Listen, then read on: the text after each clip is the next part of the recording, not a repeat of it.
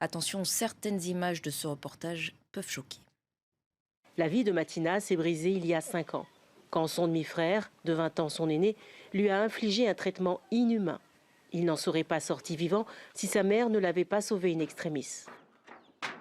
Il voulait me tuer carrément. On m'a attaché 4 jours en soleil. Je ne mange pas. Il met dans mes yeux les piments. Et il détachait ma main et il met les piments. Et il a pris les chicottes pour donner son enfant de me frapper, de courir. Si je cours et je tombe, son enfant me frappe. Madina a grandi dans une des régions les plus pauvres du Togo, là où les malheurs du quotidien s'expliquent de manière surnaturelle. Mort, maladie, malformation, paupérisation sont le point de départ de bien des souffrances dont sont victimes les enfants. Les ennuis de Madina ont commencé à la mort de son père. Sa famille l'a accusé avec sa mère d'être responsable de son décès par sorcellerie. Mon mari avait beaucoup de femmes et d'enfants. Ça a créé beaucoup de problèmes de jalousie. À sa mort, la famille élargie m'a détruite, mon fils et moi. Aujourd'hui, je n'ai plus rien, car j'ai tout investi pour sauver mon fils. Je ne comprends pas comment on peut accuser un enfant de sorcellerie. Si l'enfant dit sorcier n'est pas tué ou jeté à la rue, il est envoyé chez un guérisseur pour être exorcisé. Au bout d'une piste, dans le village d'Alereide, cet homme, qui se fait appeler Alpha sous le baobab, a récupéré une vingtaine d'enfants. Pourquoi tu viens laisser devant moi? Je vois un enfant souffrir sur la route. Je prends mon véhicule, je demande, toi là, tu vas où? Toi seul en pied. Je le prends et l'emmène à mon niveau. Je vivais avec ma grand-mère quand on m'a accusé de sorcellerie. Elle m'a emmenée en forêt et elle m'a mis une corde au cou pour me pendre. Un homme lui a demandé de ne pas me tuer, qu'Alpha pourrait s'occuper de moi. Sur le site d'exorcisme, les enfants seraient soignés en se lavant et en buvant des concoctions de plantes amères et nauséabondes. Ils sont effrayés par Alpha, vivent dans des conditions effroyables et sont exploités comme des esclaves. Selon le responsable d'un centre pour enfants maltraités qui nous a rejoints, son discours de bon samaritain sonne faux. C'est un escroc. Quand il parle des enfants, certains enfants qui sont abandonnés, ils sont laissés ici. S'il n'y a pas de profit, je ne suis pas sûr qu'il va accepter héberger ces enfants 1 jusqu'à 2 ans. Et je lui ai posé une question, il est tombé aussi dans le piège. J'ai demandé en quoi ces enfants-là lui sont utiles. Il a dit, il a reconnu que les enfants participent au niveau du chant. Donc, s'il ne tire pas du profit sur ces enfants, il ne peut pas les garder. Les enfants semblent dissimuler la vérité.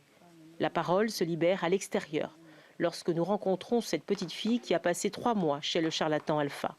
Errante, elle a été recueillie par le centre d'accueil des enfants maltraités.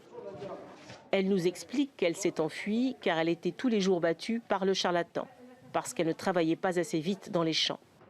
Plus de la moitié des affaires jugées dans les tribunaux de la région centrale et du nord du Togo sont des cas de sorcellerie.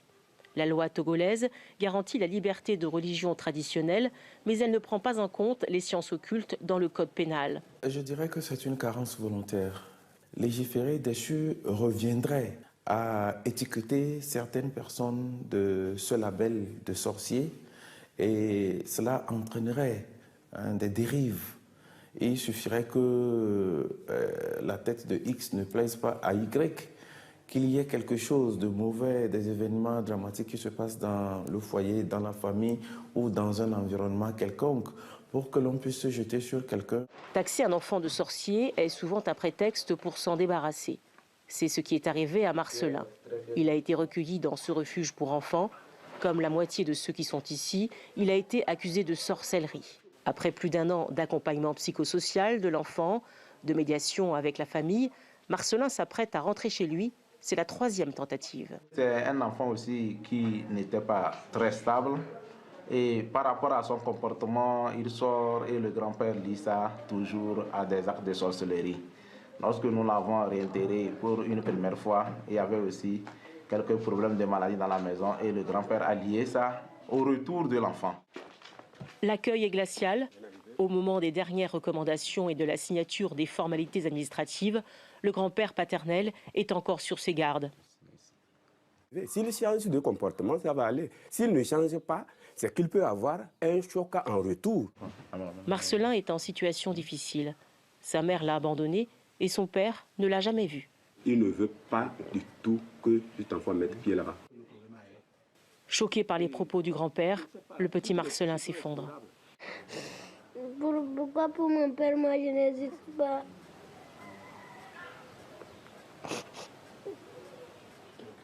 L'accusation de sorcellerie n'est pas une infraction, selon la loi togolaise. Mais les conséquences qui en découlent déclenchent une vindicte populaire ou familiale. Lorsque la justice s'en mêle, il est souvent trop tard.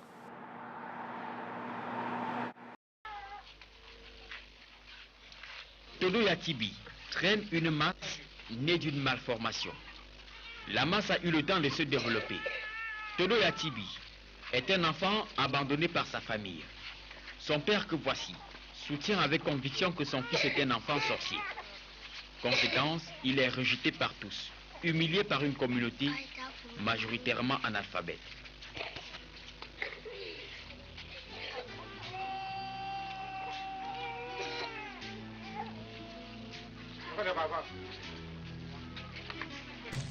Le jeune garçon fait partie des 18 enfants de cette concession. Son père est un polygame de 4 femmes qui dit avoir d'autres priorités.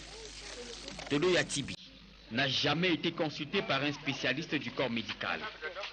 Des spécialistes, il n'en existe pas dans cette partie du Cameroun. C'est donc un cas social qui mérite des examens médicaux approfondis pour un suivi efficace.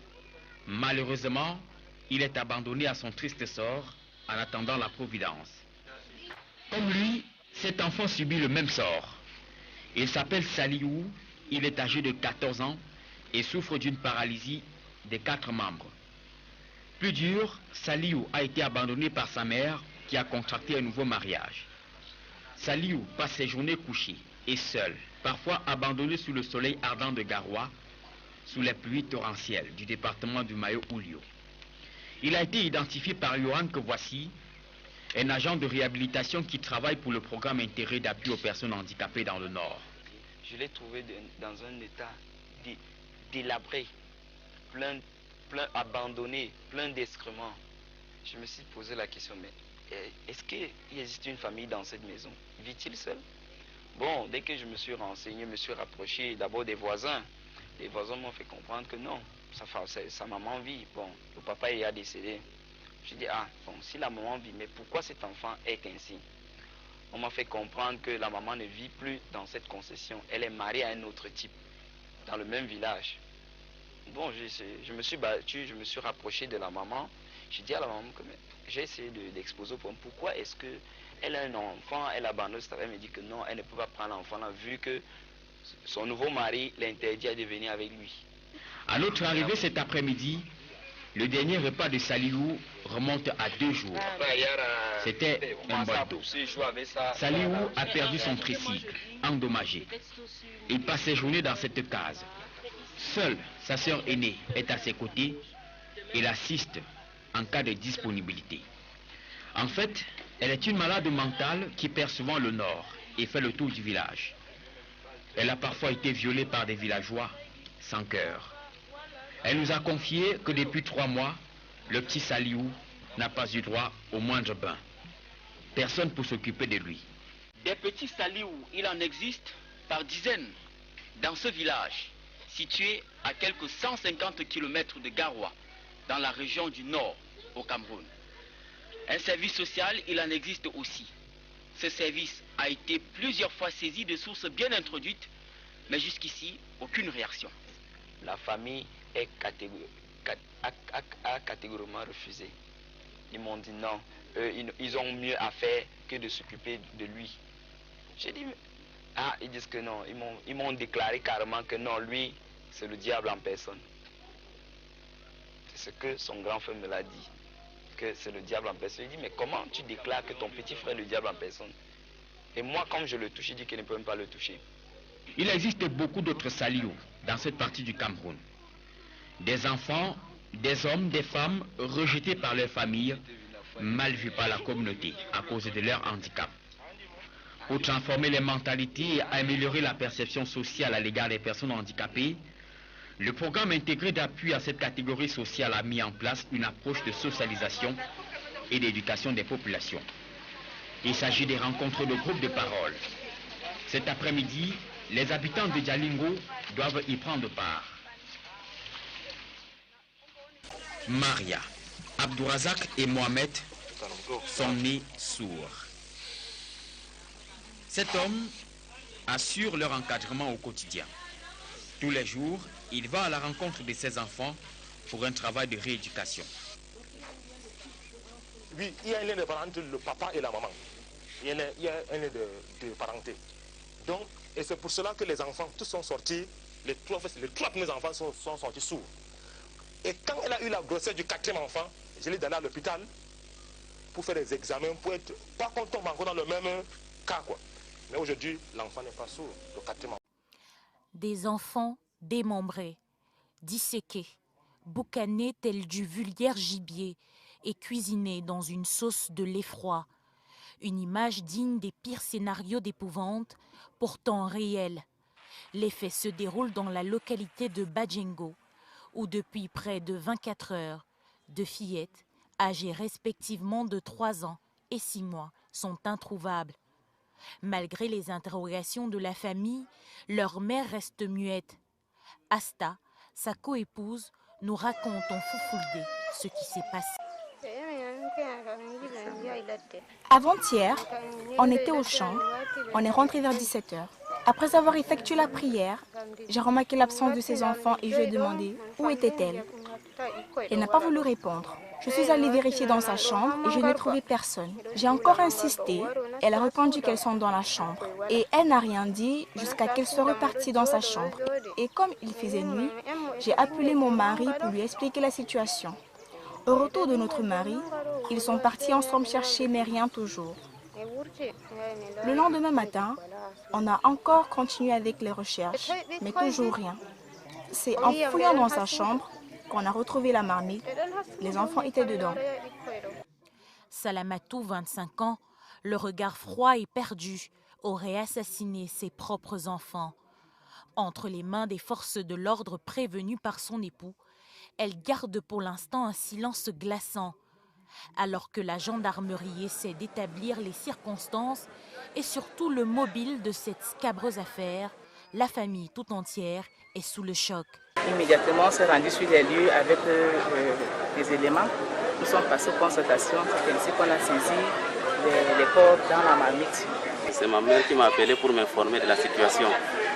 Elle m'a dit que la femme de mon grand frère a tué ses 2 enfants. Et elle les a préparés, mais elle n'a pas pu les manger.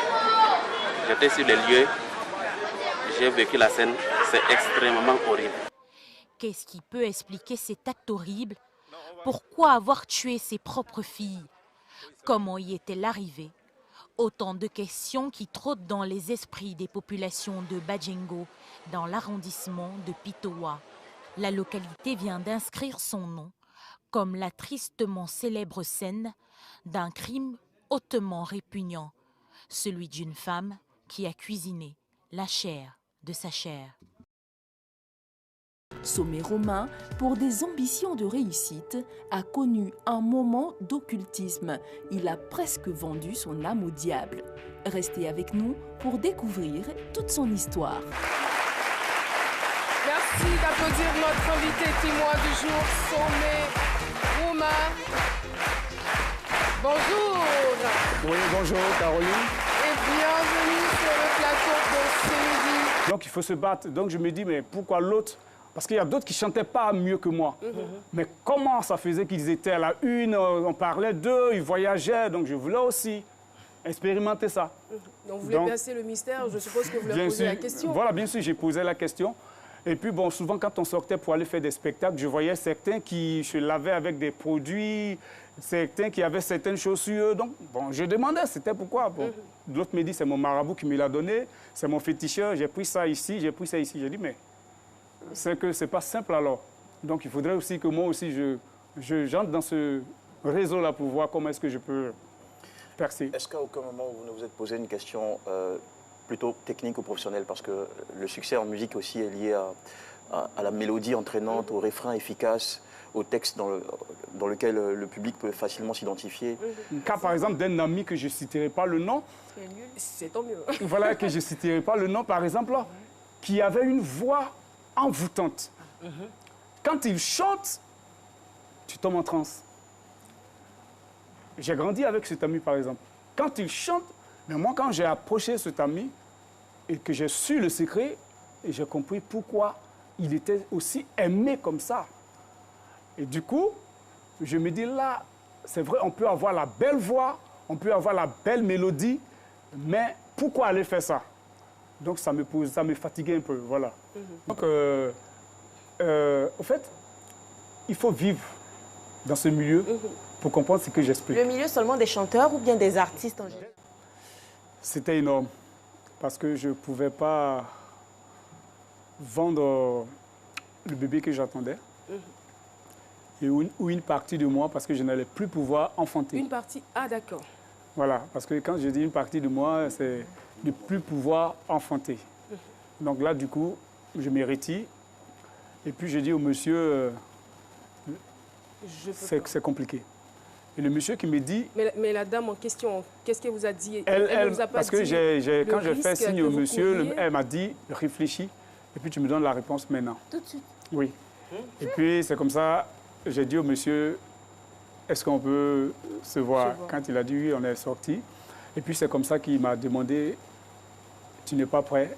J'ai dit, au fait, j'étais prêt, mais pas pour ces conditions-là.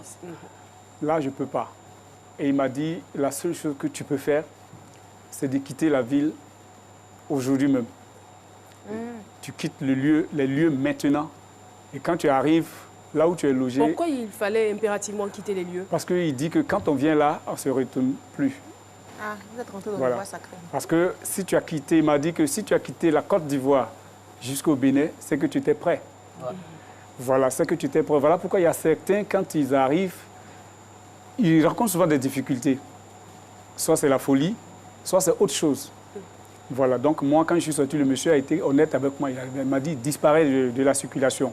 Puis c'est comme ça que dès que je suis arrivé, il n'y a plus mes bagages, puis je suis venu directement au Togo. Je crois que c'est justement parce qu'ils ont peur qu'on divulgue le secret.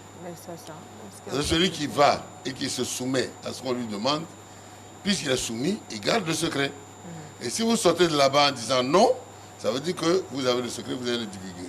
C'est pour ça un peu que le retour est dangereux. Mais et l'après? L'après, au fait. La suite, après, s'il y a eu des répercussions. Voilà, s'il y a eu des répercussions. Non, au fait, quand j'ai quitté les lieux et que je suis arrivé au Togo, je cherchais à rentrer automatiquement. Voilà, donc j'ai passé 5 jours à Flao, entre la frontière Ghana et Togo. 5 jours. Et pour la plupart des artistes qui étaient dans ces pratiques-là, est-ce qu'ils sont toujours célèbres? Est-ce qu'il y a certains qui ont connu un déclin? Je ne sais pas. Bien sûr, d'autres sont morts. Ah. D'autres que vous connaissez sont morts parce que leur fétiche les a tués. Voilà, sont morts. Peut-être que les gens ne le disent pas, mais nous savons... Les gens peut-être ne le savent pas. Voilà, ils ne savent pas, mais d'autres sont morts. Et certains sont encore en vie. Sont encore en vie, mais ils ne sont pas heureux. En réalité, ils ne sont pas en paix. Ils connaissent le succès, mais ils ne sont pas heureux. Ils ont le succès, ils ne sont pas heureux. Ce que je vais vous dire, peut-être va vous étonner, est-ce que vous savez qu'il y a des musiques, quand on écoute, on devient stérile? Parce que simplement la personne qui allait voir son féticheur a fait un deal. Donc il devient star, il n'enfante pas, mais tous ceux qui vont l'écouter seront poursuivis par l'esprit de stérilité. Donc pour dire quoi? J'ai pas peur, c'est un devoir. On risque de ne plus rien écouter, hein, parce que on connaît beaucoup de stars qui sont dans des pratiques, hein, franchement. Donc c'est au contraire, je veux dire, j'en parle pour aider. Pour dire que c'est pas bien. Mais ce que vous dites est grave. Comment on peut reconnaître ces musiques-là? Oui, mais attends, comment on peut... Vous êtes d'accord avec moi? Non, là, là, c'est chaud, là. C'est des musiques lentes ou bien c'est des bruits, pardon, dites-nous. Non, la musique peut être lente. Ça dépend du pacte signé. Voilà. Avant de commencer la vidéo, voici la question du jour. Dans quel pays le broutage est-il né? Je parie que la plupart d'entre vous vont échouer. Laissez-moi vos réponses en commentaire.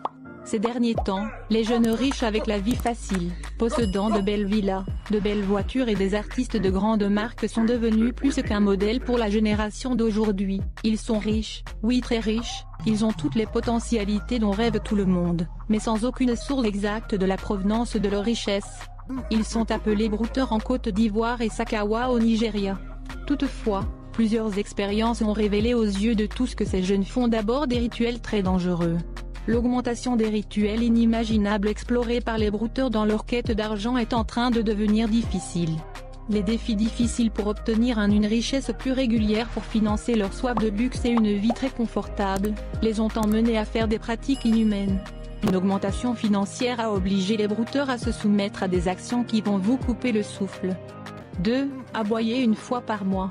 Il y a une première vidéo dans laquelle un jeune Nigérian avec du sang dans la bouche criait comme un chien. Ses amis près de lui étaient choqués et terrifiés, et avaient peur de l'approcher.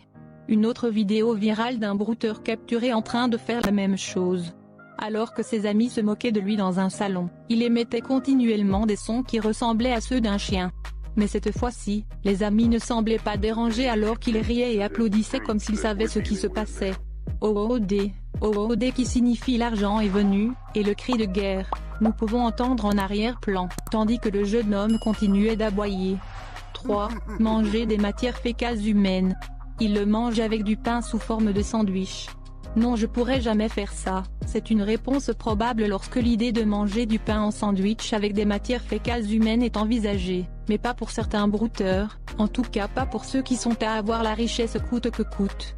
Une dame a entendu un jour son ex-petite amie lors d'une conversation avec un pote, qui l'a écouté raconter son expérience qui l'a rendu riche, qu'il était obligé de manger son propre caca accompagné de pain en forme de sandwich. Vraiment, j'imagine le goût. Le mélange est considéré comme l'un des droits pour remplir dans le contrat.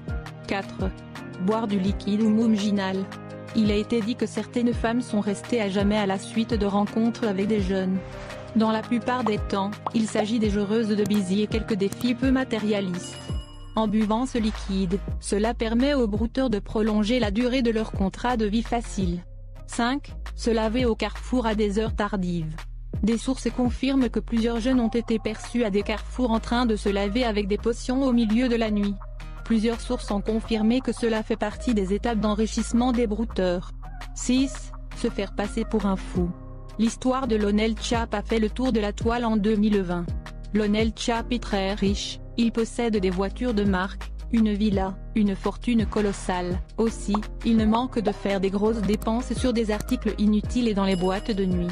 Lionel Chap a subitement attrapé une crise de folie du jour au lendemain, il a été vu les rues presque nu. Quelque temps après, il ressort sur son Instagram avec une vidéo le montrant avec des amis en train de faire la fête à gogo.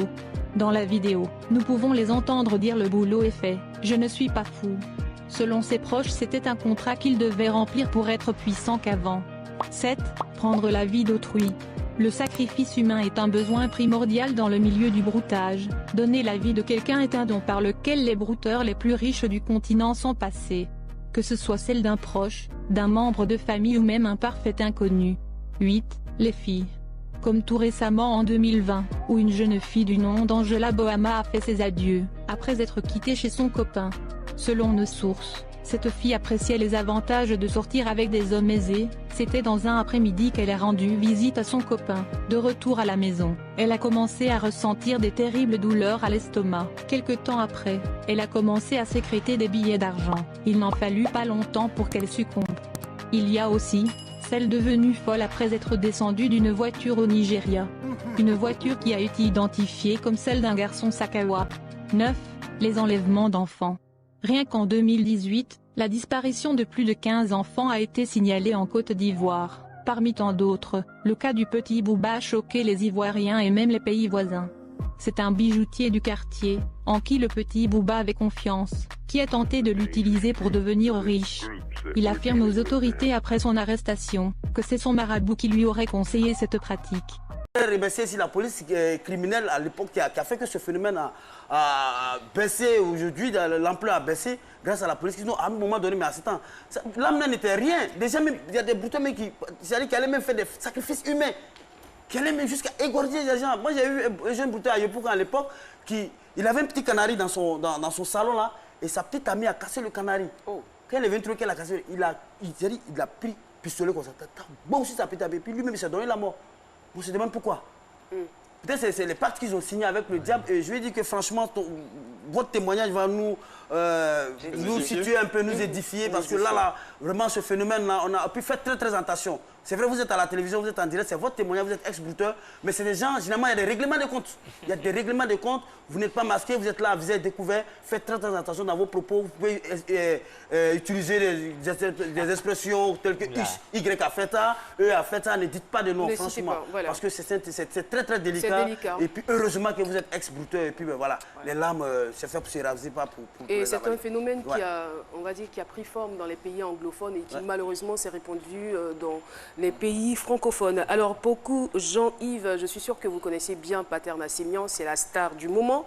Nous allons le retrouver avec la question suivante. Avez-vous déjà entendu parler de sacrifice dans le monde? C'est parti. Chris Pater Nassemian, c'est votre opinion. Caroline, c'est dans la commune du Plateau que nous vous retrouvons. Il nous est parfois revenu que ce mot est tiré du proverbe populaire « le mouton broute là où on l'attache ».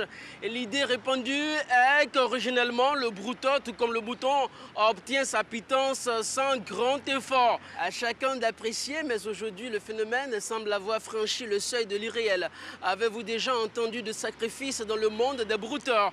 Votre opinion nous intéresse. Oui, j'ai entendu parler souvent sur les réseaux sociaux et certains amis qui m'ont un peu expliqué certaines histoires et tout ça. En tout cas, ces gens de milieu-là, ils ne pensent pas que c'est une vie parce qu'ils sacrifient leur vie et puis après, ils meurent malheureusement. Donc, ils ne pensent pas que c'est une vie, quoi. Oui, plusieurs fois. Nous avons entendu parler de sacrifices dans le milieu brouteur. Voilà, les arnaqueurs que nous appelons communément brouteurs. En tout cas, ce sont des gens qui sont prêts à tout pour donner leur vie. Voilà. Des fois, ils donnent leur âme, ils vendent leur âme pour de l'argent. Voilà. Mais c'est des gens qui finissent mal. C'est la facilité. Voilà. C'est des gens qui aiment la facilité, qui ne veulent pas travailler. Oui, j'ai déjà entendu parler. Mais il y a des conséquences derrière parce qu'on en voit plein sur les réseaux sociaux. Là. Tantôt, quand ils finissent de faire les sacrifices, ils n'ont pas une durée de vie. La vie, on peut dire que la durée de vie est limitée, quoi. Donc, ça ne vaut pas la peine. Je ne suis pas d'accord parce que ça n'emmène pas les jeunes à travailler. Ça n'emmène pas l'éducation aussi aux jeunes.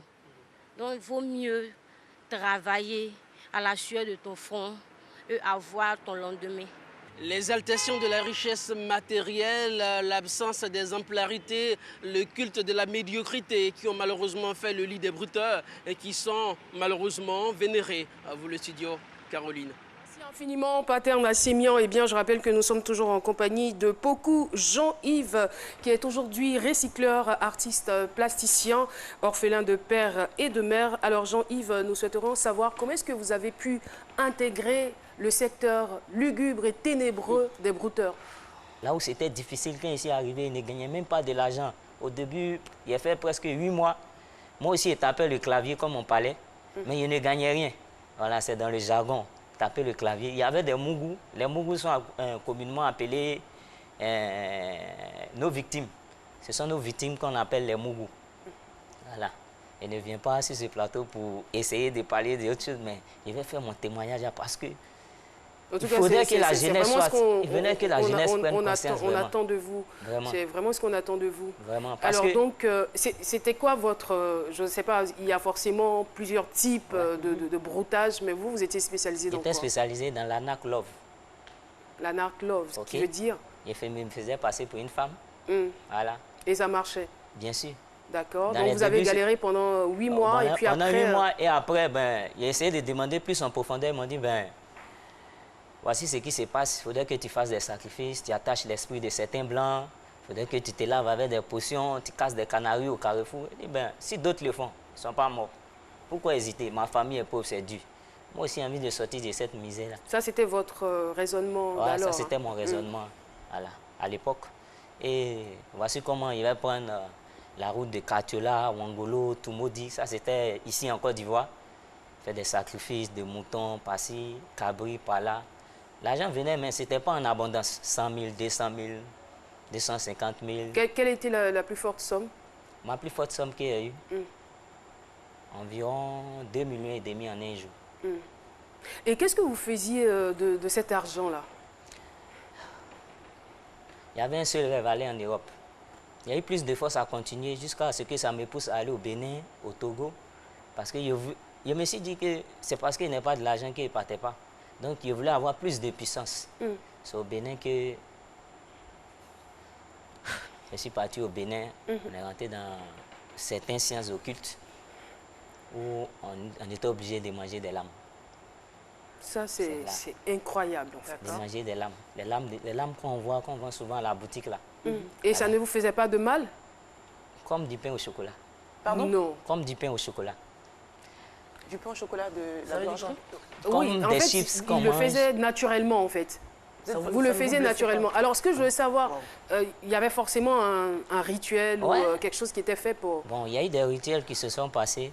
Le premier rituel, en tout cas... Bon, on ne va pas rentrer forcément dans tous les détails. Le premier rituel, vraiment, a été long. Dans le premier rituel, j'ai failli perdre ma vie. Voilà. Je n'avais pas encore l'âge, j'avais que 21 ans. Et je devais avoir 26 ans avant de pratiquer ce rituel. Mais je me suis dit, vous étiez tellement pressé. Je vais sortir. Voilà. Et il a failli perdre la vie. Parce que vraiment, je suis tombé évanoui. Beaucoup de choses se sont passées. Grâce à Dieu. Mais ça ne va pas vous pousser à vous abandonner. Non. Ça ne vous pousse pas à abandonner. Non. Et finalement, on ne va pas raconter tout ce que vous avez fait dans ce domaine parce que c'est même pas intéressant, c'est pas du tout agréable à écouter. Ah, c'est dommage, vraiment. Mais comment est-ce que vous arrivez à sortir de cet engrenage? C'est une grâce de Dieu, vraiment. Parce que c'est personnellement que je suis sorti du broutage. Personnellement. J'ai perdu un ami en 2016-2017 et à sa veille, j'ai pris conscience que avec tout ce qu'on a fait, et puis sa mort était tellement tragique que je devais prendre conscience aussi qu'il pouvait mourir comme ça. Et si je suis sur cette terre-là, peut-être il y a un Dieu suprême qui me regarde quelque part. Et c'est là, un matin, j'ai pris que ce soit... Mais en temps, quand il partait à l'église, il y avait mes potions sur moi. C'est-à-dire pendant que vous étiez brouteur, pendant que vous alliez vous chercher à Wangolo, au Bénin, tout ça, que vous avaliez les lames, vous alliez à l'église? Ouais. Ok.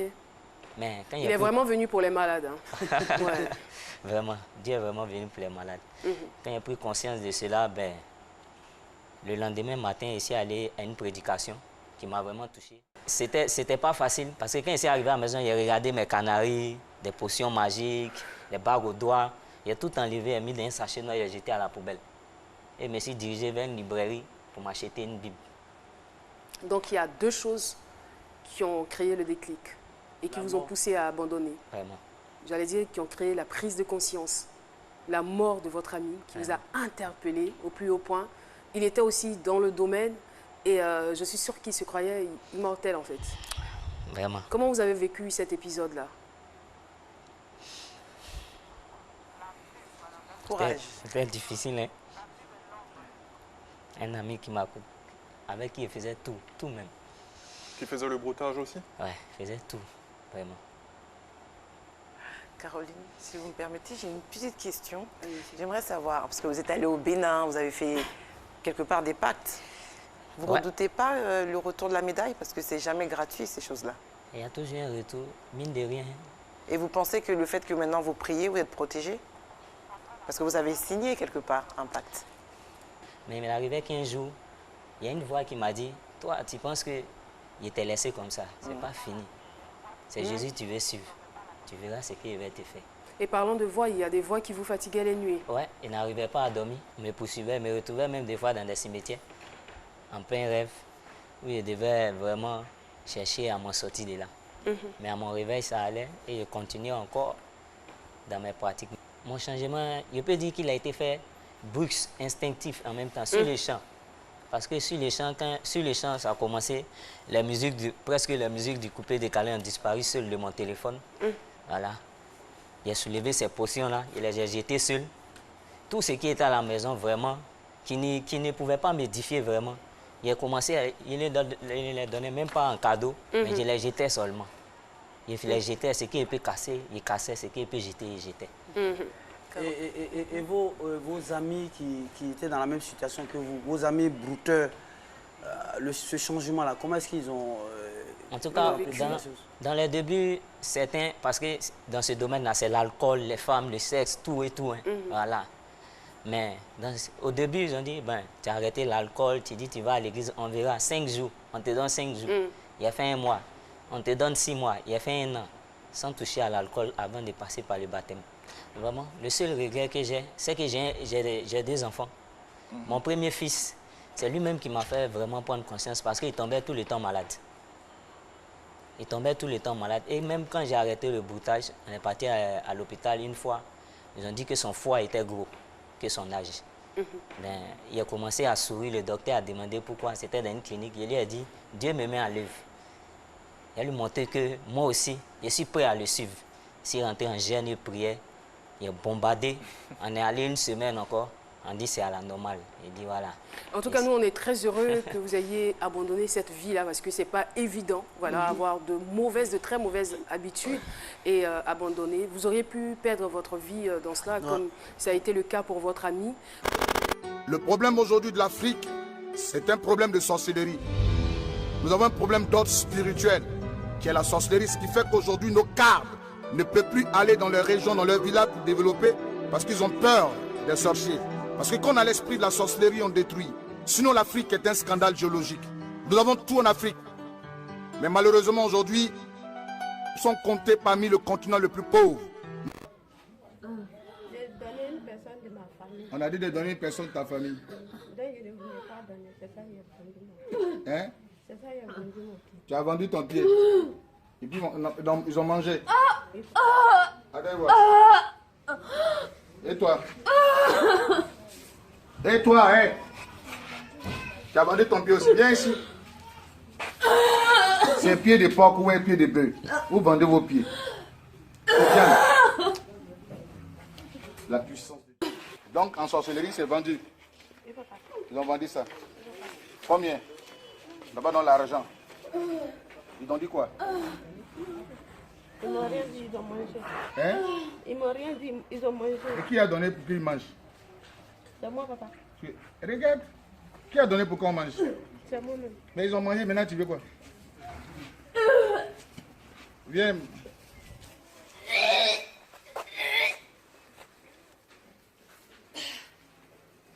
C'est ça les pommes pour bander ses pieds. Comme la plaie sent là, c'est ça, j'ai lavé. Moi-même, j'ai attaché. Parce que quand ça sent là, on voit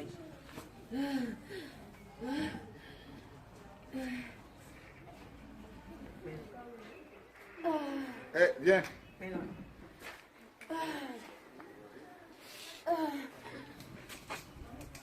Va-toi. Tu as donné ça en sorcellerie. Ah, jette ça, jette. Jette. Tu as vendu ça en sorcellerie.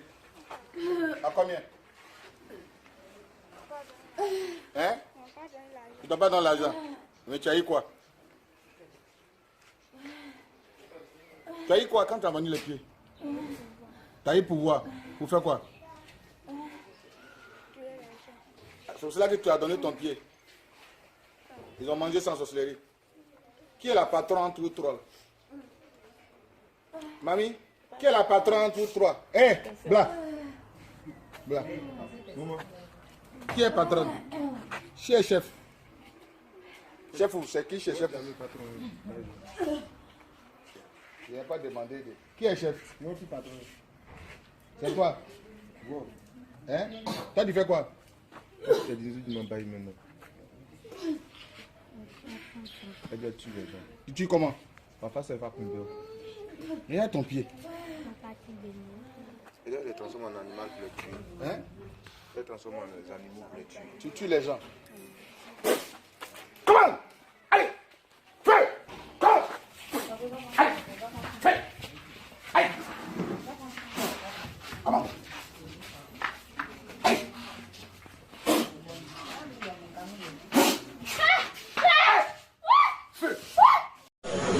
Une cuite dans le Mbam et Kim, la partie de sorcellerie à ciel ouvert. 3 jeunes adolescentes passe aux aveux au cours d'une séance d'exorcisme public.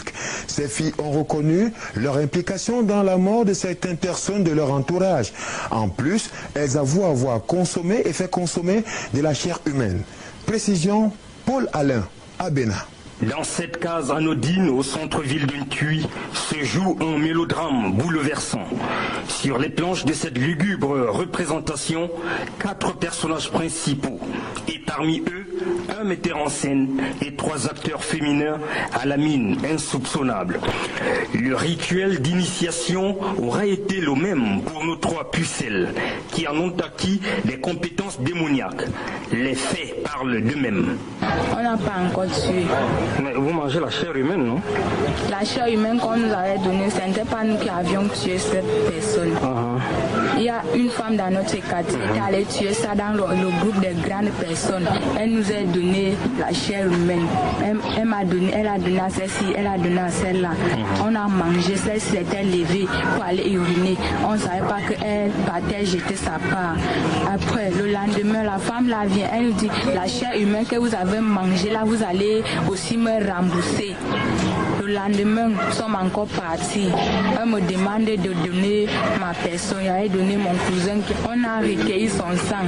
On a mis dans l'avion comme carburant. Ensuite, on a demandé aussi à celle-ci de donner son père. Elle a donné. On a recueilli le sang. Même chose chez l'autre qui est là-bas, de l'autre côté là. Elle a aussi donné son frère qui est en Suisse. Dadji qui m'a ensorcelé, il partait à bas. Il partait de la bourse. Il partait à bas, il la croise, donc elle m'a montré le serpent bois.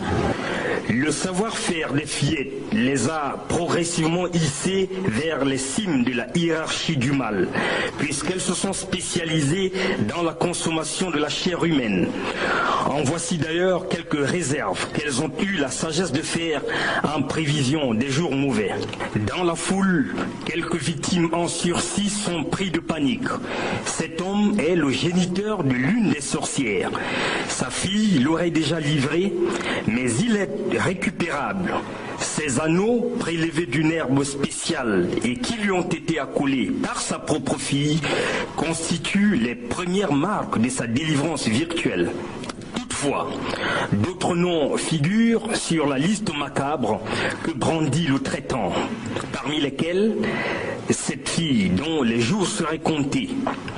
Les jeunes sorcières présumées entonnent néanmoins en chœur le cantique de la délivrance pour leur propre compte, une délivrance présentée par le guérisseur exorciste comme parfaitement envisageable. C'est dans une tombe dans laquelle repose désormais Kimbi, son neveu, que le dénommé Congo a failli être enseveli vivant par les jeunes de son village.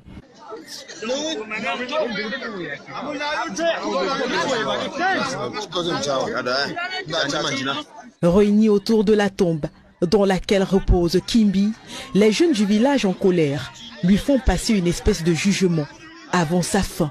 Lui, qui est accusé d'avoir mystiquement arraché la vie à son neveu. En sa langue vernaculaire, il leur explique qu'il n'a jamais voulu tuer son neveu, mais y a été contraint par les autres vieux de son cercle de sorciers. Il va plus loin et leur explique que durant la maladie de son neveu, ses confrères en sorcellerie lui ont mystiquement retiré des parties essentielles de son corps, d'où la survenance de sa mort.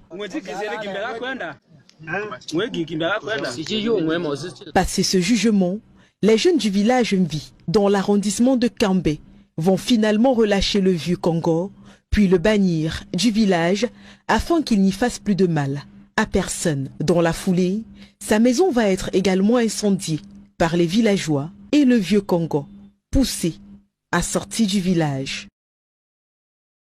Pour moi, ce n'est même pas quelque chose pour parler de ça, mais on doit parler parce que ça existe déjà.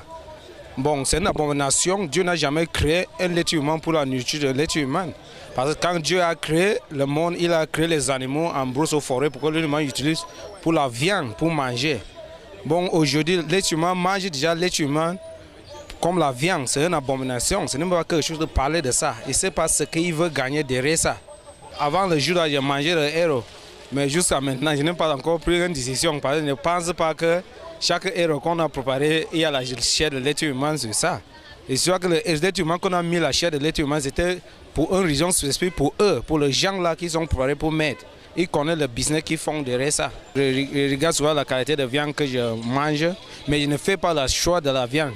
Mais je observe toujours la viande que moi je mange. Et ce n'est pas aujourd'hui que ça a commencé, ça date depuis très longtemps, des années. Même ici en plein Carrefour, ça s'est passé, même là, ça s'est passé. Et qu'est-ce que le gouvernement a fait? On a arrêté la personne, on a envoyé la personne en prison et après la personne ressort et le commerce continue. Est-ce qu'on se comprend un peu? Ça existe, c'est réel, les gens mangent ça. Même moi-même, si je n'ai jamais mangé la chair humaine, c'est impossible. Même les viandes qu'on vend à travers le long de la route, lorsque tu voyages, tu ne connais pas la provenance de cette viande-là. Je vais toujours continuer à consommer. Est-ce que ce n'est pas aujourd'hui? Ça ne date pas d'aujourd'hui. Ça date de depuis très longtemps. Si tu décides que tu ne vas plus manger, qu'est-ce que tu vas alors manger? Dis-moi un peu par exemple. Bon, on prend un exemple, tu es à Makenene, tu as envie de manger le rat, on ouvre le plateau. Est-ce que tu as le scanner pour contrôler, est-ce que ça c'est la viande du rat ou c'est la viande du porc? Non, tu ne peux pas savoir. On mange seulement, c'est Dieu qui est en haut qui nous protège. Hier j'étais sur Facebook, il y a un homme qui a posté une vidéo là où il était en train de donner la vraie version des faits actuels. Il dit ceci, l'homme qui avait le restaurant, il était juste, c'est lui qui passait plutôt la marchandise vers notre pays. Ce n'est pas qu'on mangeait de la chair humaine dans ces restaurants. Donc les rumeurs sont fausses. Donc ce n'est pas qu'on prépare la chair humaine dans ces restaurants-là. Et même si on le fait, il faut des preuves tangibles, comme il faut peut-être analyser la chair en question. Si on a eu à avoir des preuves là-bas. Non, moi je mange toujours le héros parce que tu ne peux pas confondre la peau de bœuf. Parce que le bœuf a lui-même d'abord son odeur. Tu ne peux pas confondre la peau de bœuf et autre viande. Donc moi je consomme toujours le héros. La vérification c'est au niveau du goût. Quand vous avez l'habitude à manger une viande, vous ne pouvez pas quand même avoir d'autres sensations ou bien d'autres saveurs par rapport à la viande. Si vous êtes habitué à manger le porc, si on vous donne la viande de bœuf, vous allez connaître que là je ne suis plus au domaine de la viande de porc, je suis au domaine de la viande de bœuf. Moi j'ai vécu ça en direct à éleveur. Il y a une femme qui a tué, elle a préparé la chair humaine avec le héros. Et moi j'ai vécu ça, c'est pour ça moi je m'exprime et j'ai aussi vu ça sur Facebook. Et c'est pas bien, c'est pas bon. Depuis que j'ai appris ça, moi je mange plus le héros. Moi je mange plus le héros. Je mange plus ces héros-là. Je suis plus avec ça parce que c'est déjà la chair humaine qui nous vend. Ce n'est plus le héros. Parce que là c'est déjà la chair humaine. Donc moi je contrôle maintenant la viande que je mange à la lèvre. Moi je pense que cette femme qui tue l'enfant, parce qu'on l'a proposé un voyage, je ne sais pas où, ou parce qu'on l'a proposé une certaine somme d'argent, qu'elle croit que ça va changer sa vie. Ça ne changerait pas la vie de l'enfant qu'elle a tué. Des repas même qu'on fait dehors, là, je ne suis pas trop chaude dans ça. Moi je ne mange pas vite dehors. Et si je mange, c'est quelqu'un que je connais très bien, soit de la famille. Moi, je fais ma nourriture moi-même, je mange. En longueur de journée, moi, je n'ai pas faim. Si je veux grignoter, c'est la farine. Je ne mange pas de nourriture parce que aller au marché, voir comment cette femme-là écrase les ingrédients au marché. Tu ne sais pas comment ils ont fait même pour préparer. Les ingrédients, on lave sans nettoyer. On écrase comme ça, on ne peut pas vraiment préparer avec parce qu'on dit quand l'eau chaude a chauffé dans les condiments, ça va tuer les microbes. Ça, c'est faux. Il faut d'abord bien les laver. J'ai déjà juré même devant le Seigneur que je ne peux plus acheter le héros chez une femme. Moi, si je veux manger le héros, je prépare moi-même. Depuis la rumeur, là, nous-mêmes, nous avons un peu le corps cassé pour même préparer. Mais avec la foi de ce que tu fais, que tu sais que tu as conscience de ce que tu es en train de faire. Mais on fait ça avec toute la foi, là, même comme les gens savent que les gens des héros, ce sont ceux qui préparent les humains. Mais avec mon héros ici, vous pouvez voir, je prépare directement sur place. Je fais tout sur place. Dès que je viens de payer la viande au marché, je viens découper devant les gens. Je pose là sur le foyer à charbon. Voilà ça même. Vous pouvez voir comme je tourne sur place. La viande est même dans le... La viande est même dans la marmite. La marmite, c'est ici. Alors, c'est comme ça, c'est direct. Je ne peux pas préparer derrière la maison, je prépare sur place. Donc pour moi, ça ne me gêne pas. Je sais que mes clients savent que je le fais en live et ils vont toujours venir manger. Donc même depuis le jour-là, je ne prépare toujours, même comme je n'ai plus préparé la quantité que je prépare souvent. Mais je prépare. Et j'ai confiance qu'on va manger. Et je l'ai toujours dit à ceux qui m'écrivent quand je passe que héros c'est vous, héros c'est vous. Je dis que vous allez manger pour moi parce que j'en ai confiance en moi-même. Et je fais ça en live. Et même si je ne viens même pas vous vendre dans le marché comme je le fais, vous allez venir me trouver sur place et manger. Moi, dans un premier temps, ça m'a vraiment dérangé, mais ce que je vais dire à tout le peuple camerounais, à tous mes frères et mes sœurs, c'est il faut vraiment faire très très attention. On ne doit pas manger vraiment ce héros-là sans contrôler. Parce qu'avec ce qui s'est passé à Éleveur là, vraiment, il n'y a que Dieu qui nous garde. Vraiment, de Dieu, il n'y a que Dieu qui nous garde. Mais je demande à tous les Camerounais de faire très très attention parce que le dos est devenu mauvais. J'aime bien le héros, je consomme bien le héros, mais depuis que la rumeur là est sortie, vraiment, ça m'a découragé, je ne mange plus. Je préfère manger mon poisson brisé. Et je conseille à tous ceux qui mangent le héros que quand on les sert maintenant, qu'ils fassent attention. Par exemple, j'aime le singe. Quand je veux manger le singe, je suivais les pattes là. Au niveau des pattes, bon, je sais que ça c'est le singe. Mais jusque-là, je mange plus ça avec appétit. Parce que vraiment, l'affaire là m'a vraiment découragée. Cette femme-là doit être vraiment sanctionnée. Mais ça m'étonne, ça me surprend. Quand on arrête par les femmes, on la masque, on ne veut même pas que les gens la voient. On doit les laisser, on doit voir la face. On devait la laisser, on voit la face. On la tape bien. En fait, c'est un incident assez malheureux qui est survenu du côté des livreurs. Peut-être parce que les personnes qui étaient impliquées dans cet événement assez malheureux, je dirais, ça arrive. Mais moi, je vais dire quoi? J'ai des endroits où je consomme ce héros véritablement et c'est une personne que je connais depuis très très longtemps et qui fait bien ce héros dont j'apprécie bien. Et je sais quand même que la chair humaine, il y a quand même une différence entre le kanda et la chair humaine parce que ce que je consomme chez la personne chez qui que j'apprécie bien, c'est véritablement du bon kanda. Bon, moi particulièrement, pour dire vrai, je ne mange pas la viande de brousse. Je mange uniquement viande de bœuf, viande blanche, je veux dire le poulet et aussi le poisson. À part ça, je ne mange pas les autres viandes. Donc viande de brousse, je n'en consomme même pas du tout. Ou alors on va dire quoi, ce qu'on appelle généralement des viandes boucanées, tout ça je ne consomme pas. Je consomme uniquement ces trois dont je vous ai fait mention. Mon frère, ça m'a donné la chair de poule. Quand il voit quelqu'un manger le héros, s'il est en train de manger quelque part là-bas, moi je vais traverser la route avant de continuer. Parce que ça me donne la chair de poule. Vraiment. Depuis l'histoire de l'éleveur là, vraiment je suis dépassé avec l'histoire de héros là. Alors que je suis un vieux mangeur de héros. La consommation de héros, je n'ai jamais consommé. Ça ne me plaît même pas. En plus de cela, moi j'ai un problème. Le problème c'est que comment se fait-il qu'on trouve la tête d'un enfant dans le... C'est ça qui... Depuis ce temps-là, je ne suis plus moi, franchement. La viande même, je ne la consomme même pas trop. Parce que c'est ce que ça comporte. Si ce n'est pas la chair humaine, c'est les chiens qu'on prépare aux gens. Ou si ce n'est pas les chiens, c'est le chat. Mais vraiment, je consomme plus le poisson. Hein. La viande, vraiment, j'esquive beaucoup.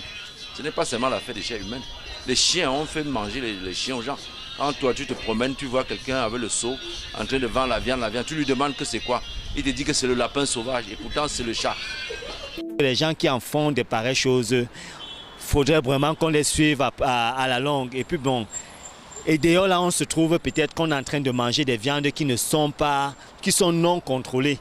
Et là maintenant je vais attirer l'attention des gens qui peut-être vont consommer des viandes, peut-être n'importe comment sans toutefois les contrôler, qu'ils puissent faire attention sur ces différents types de viande. Mais pour ces gens-là, j'aimerais dire ceci, qu'on prenne vraiment attention pour les suivre dès la base, qu'on suive ces choses dès la base et qu'on puisse peut-être éradiquer ce fléau qui est en train de miner la société camerounaise.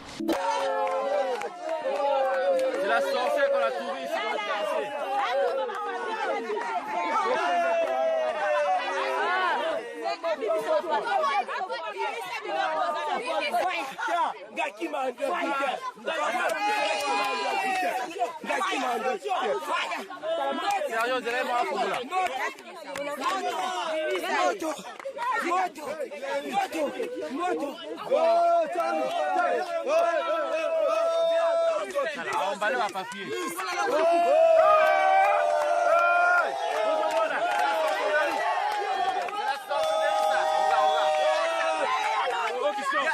Voilà, regarde le bic. Voilà,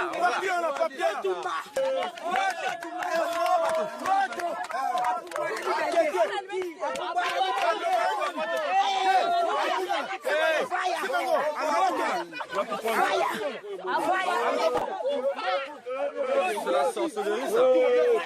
Almet. Oh,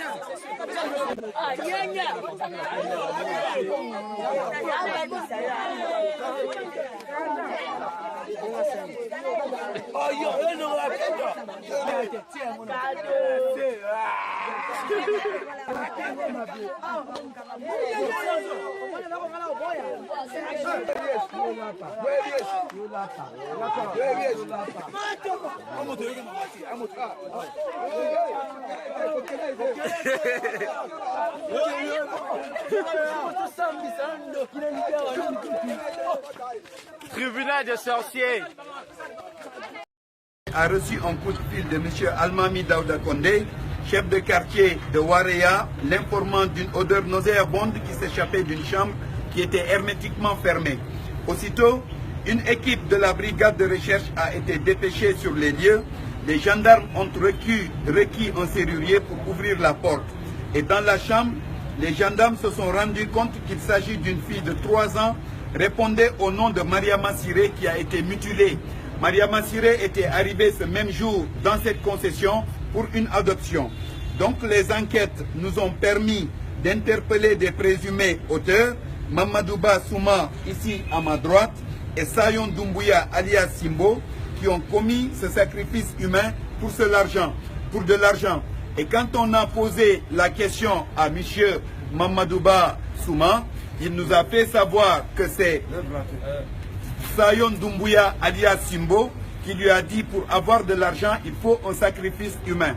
Donc Mamadouba Souma, ici présent, a profité de cette situation et a vu la petite qui était venue en adoption, qui a quitté le village pour la ville. Donc il a profité de cette situation pour mutiler la fille et la mettre dans un sac de couleur noire. Je vous remercie. Il nous a fait comprendre qu'il aurait agi sur l'instruction d'un certain Sayon Doumbouya, qu'il a dit de sacrifier un être humain et que cela pouvait les aider à être riches. Voilà le motif qui les a conduits à agir de la sorte. Les parents vous ont aidé à interpeller votre là, mais qu'est-ce qui vous a mis la puce à l'oreille? Qu'est-ce qui vous a conduit sur leur piste? Celui qui nous a conduit, nous a fait comprendre qu'il y avait une autre piste à exploiter, c'est bel et bien Mamadou Bassouma.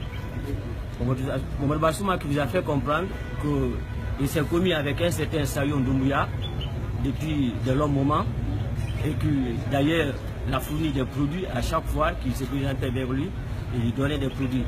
Donc à l'issue de cela, Sayon Doumbouya a dit qu'il pouvait l'aider à être riche sur terre.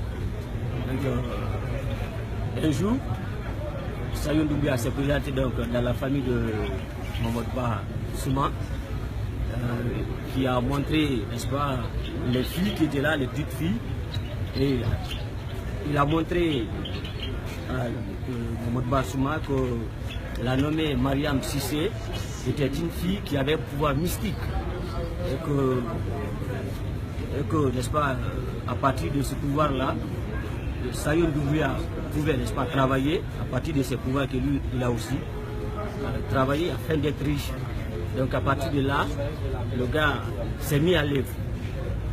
Donc ils ont tout de suite récupéré la fille, ils ont fait rentrer la fille dans la chambre, et là, ils ont réalisé les projets qu'ils pensaient. Flando, j'ai pris un petit taxi qui me déposait à la maison. Maintenant, le taxi en question, quand j'ai demandé l'arrêt, il m'a dit oh non, attends, on va tourner.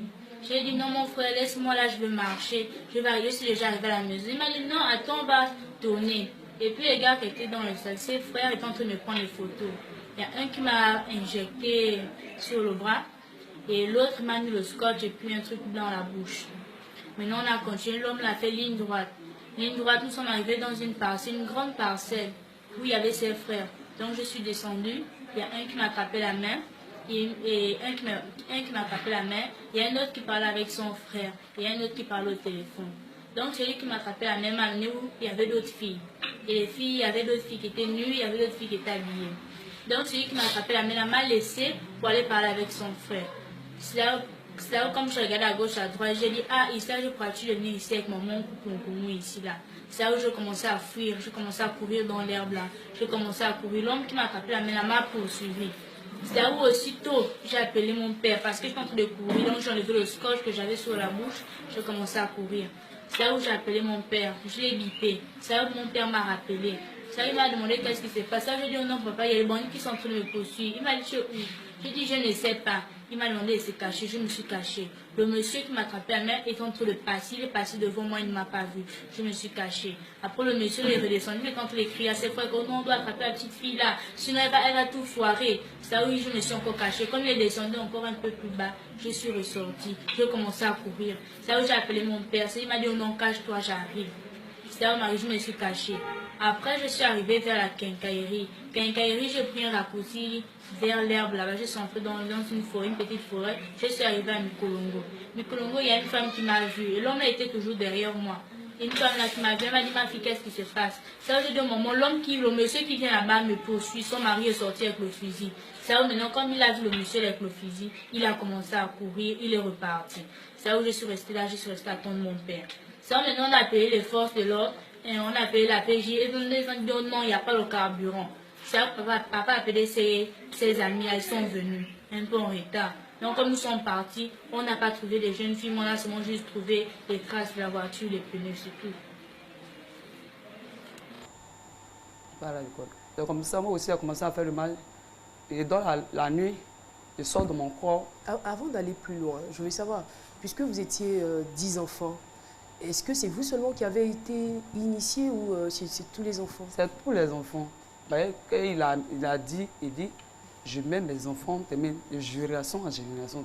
Si je fais un enfant comme mon enfant, si ce n'est pas Dieu, mon enfant, tu viens, je serai initié. Votre mère était-elle informée, à votre avis? Oui, elle partait là-bas aussi. Elle adorait aussi. Elle avait son adoration à part. Elle avait ses génies à part. Oui, à part. Il y a les femmes à part et puis pour les garçons à part. C'est comme ça. Une question, s'il vous plaît. Oui. On dit que les sorciers mangent la nuit. Qu'est-ce que vous en pensez? C'est ça. Mais c'est la nuit, on s'en va tuer. On dit qu'ils mangent la nuit. Ils mangent comment? Ils mangent quoi d'abord? Ils mangent quoi et puis c'est comment? Humain, ils mangent. L'homme? Oui, humain sur terre. C'est la nuit, on fait le programme. C'est la nuit, on s'en va tuer la personne. Ou bien on peut rentrer dans le corps de la personne pour aller tuer quelqu'un facilement. Et puis on mange la personne. C'est quelle est la partie de la personne que vous mangez en fait? Tout ce qui est là, c'est mangeable. Sauf chacun choisit sa partie où il mange. Et les personnes que vous choisissiez, c'était des personnes que vous connaissiez ou bien peu importe la personne? La personne qu'on ne connaît pas, on prend.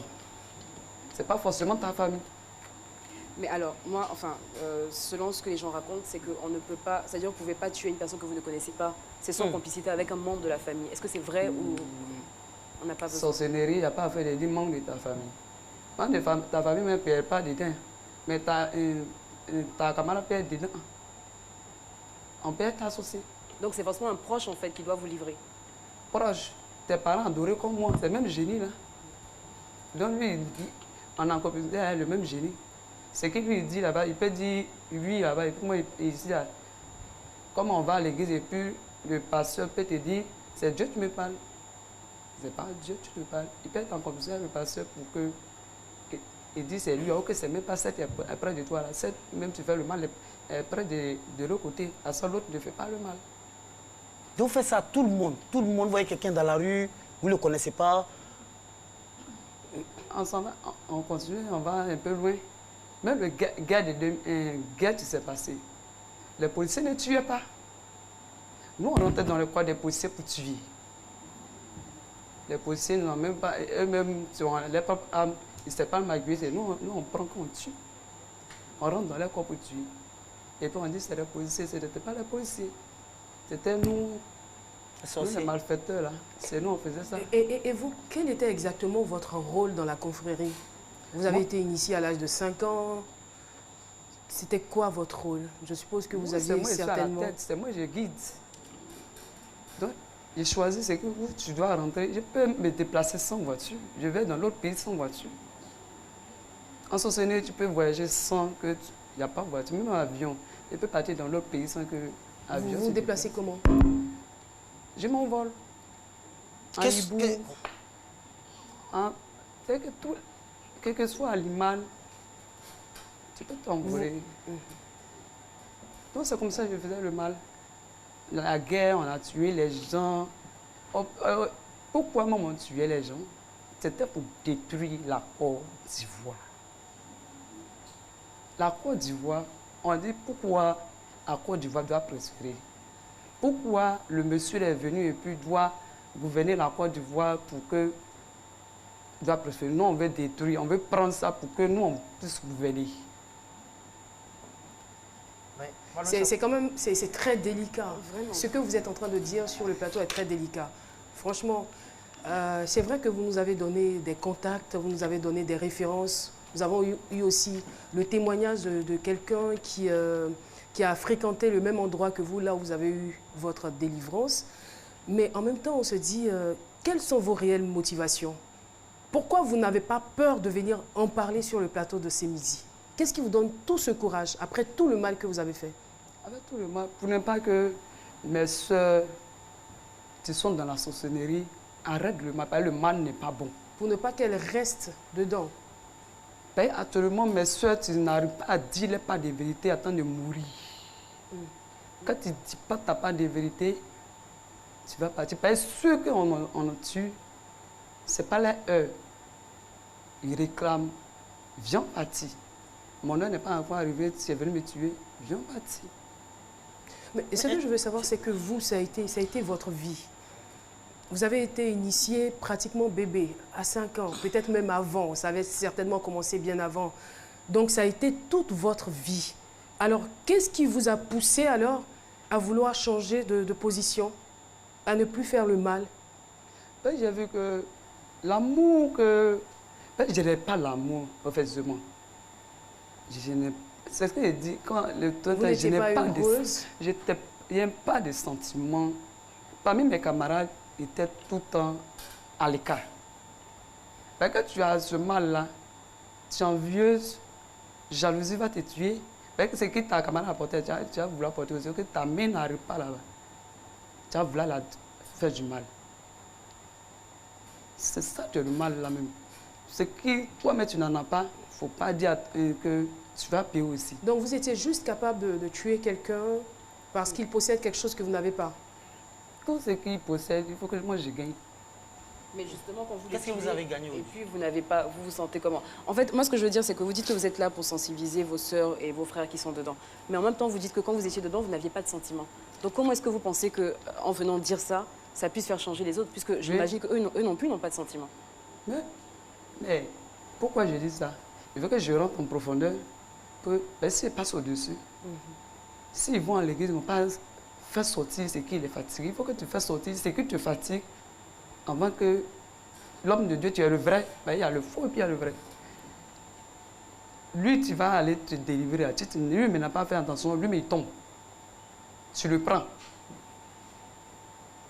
Est-ce que justement, est-ce qu'il y a eu des hommes de Dieu qui ont peut-être essayé de vous délivrer, qui sont tombés, enfin que vous avez pris?